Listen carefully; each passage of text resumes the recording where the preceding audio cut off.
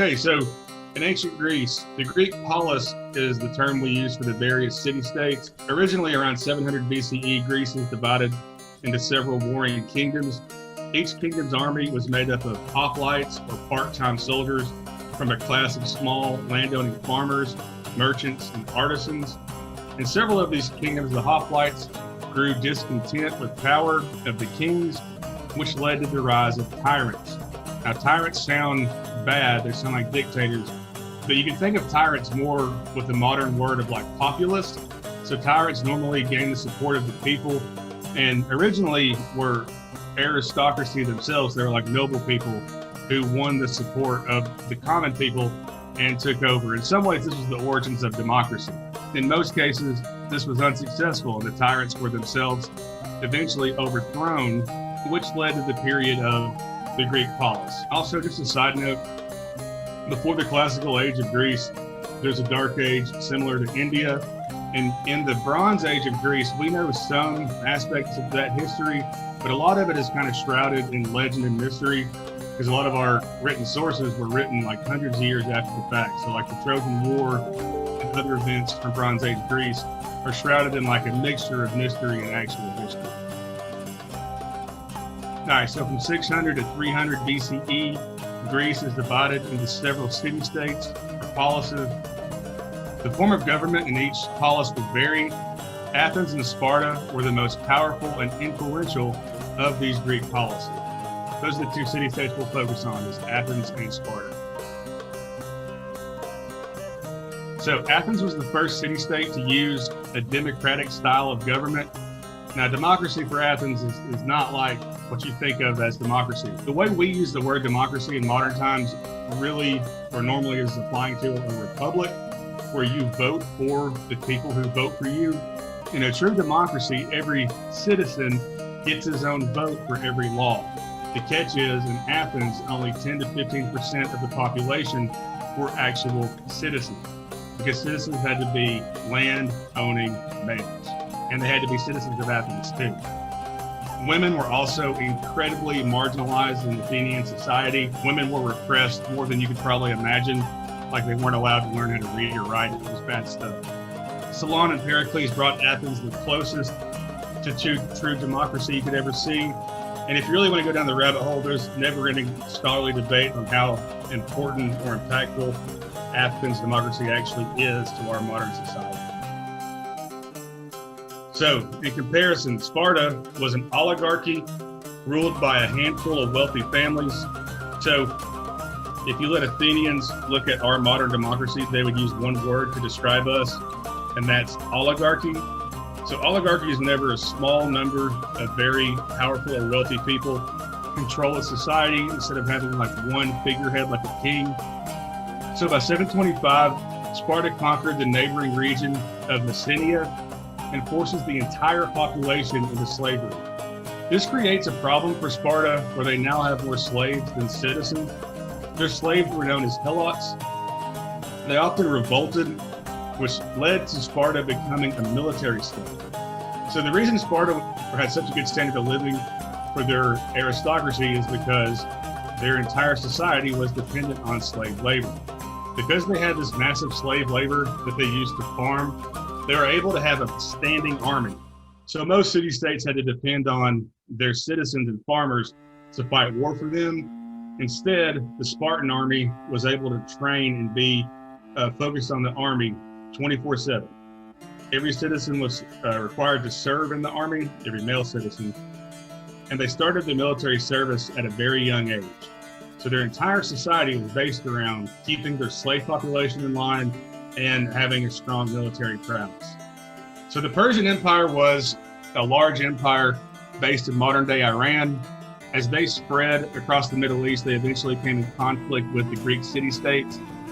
For the first time, the Greek city-states developed a common identity because of the Persian Wars. And historically, the West, like Westerners in Europe and the United States, identified with the Greeks because the Greeks had the origins of democracy. Now historians view it a little differently. The Persians didn't even allow slavery. The Persians allowed other religions to practice in their empire. And you compare that to a place like Sparta, where they had more slaves than citizens. It's really hard to connect the Greek kingdoms to our modern time. Anyways, the important thing to note, this war developed the beginning of a, quote, Greek identity. Before the Persian War, all these city-states thought of each other as very different, with nothing in common. They still fight wars after this, but they view themselves as a common Greek people. It's also one of the first times the Persian Empire was defeated. So first you have Socrates, who was an Athenian philosopher who developed the Socratic method. He would challenge his students to think for themselves by asking a series of leading questions. As revolutionary as his thinking was, he was sentenced to death for corrupting the youth by the Athenian government. So Athens wasn't perfect with their philosophy as a whole. His best student, Plato, continued the work of Socrates. Plato writes The Republic, a book where he outlines the different forms of government. He's one of the first people to try to classify various forms of government, which is a big study that's popular today. Plato's Republic was a key philosophical work for 1,500 years, and he also established the Academy, the school for students to study philosophy. Now, Plato's best student at the Academy was Aristotle. Aristotle went on to found his own school, the Lyceum. Aristotle worked to collect and categorize knowledge from a wide variety of topics, including politics, philosophy, ethics, poetry, physics, astronomy, meteorology, zoology. I know the science teachers down the hall don't like it when I say zoology, and psychology. So he was one of the first people to try to classify different disciplines of learning. Macedonia was a kingdom to the north of Greece. Today, the kingdom of Macedonia sits on the border of the modern country of Greece and the modern country of Macedonia. King Philip II was the first Macedonian leader to take over large parts of Greece. He conquered almost all of Greece whenever he mysteriously died. His young son, Alexander, then took over whenever Alexander was only 19 years old. All right, so Alexander the Great, King Philip's son Alexander, was Aristotle's student in his youth. So whenever the Macedonians took over Athens, Aristotle was still living. Socrates and Plato had already passed. So Aristotle was taken along with the rest of the Athenian nobility as prisoners of war. Aristotle was brought back to the palace and he personally tutored Alexander. So even though Alexander was a ruthless war general, he was still enlightened and tutored by Aristotle. So Alexander was actually more open to learning ideas from different places and different people. Technically, he was a prisoner of war, but he got to live in the palace, tutor Alexander. And by the end, we believe they were pretty close companions because after Alexander began to take over large parts of the Middle East, he allowed Aristotle to return back to Athens and open up his school of philosophy. It's really interesting how that all worked out. So by 336 BCE, Alexander becomes the king of Macedonia after his father's death, only 19 years old. Alexander leads a Greek and Macedonian army to conquer the Achaemenid Empire, or the Persian Empire. Alexander left new cities inhabited by indigenous people and Greek colonists. He required all of his generals and leaders to marry noble women from the places he conquered. He wanted to force the culture to change itself. They tried to rule over all these different places as just Greek leaders. It wouldn't work and they'd be overthrown. So he attempted to get his leaders to integrate themselves into the population. And to some extent, it worked. In modern day Afghanistan and Pakistan, we have found ruins of coins of leaders that'll say the word king in Greek. Also in that region, the Greeks taught the people there how to make sculptures of people's faces.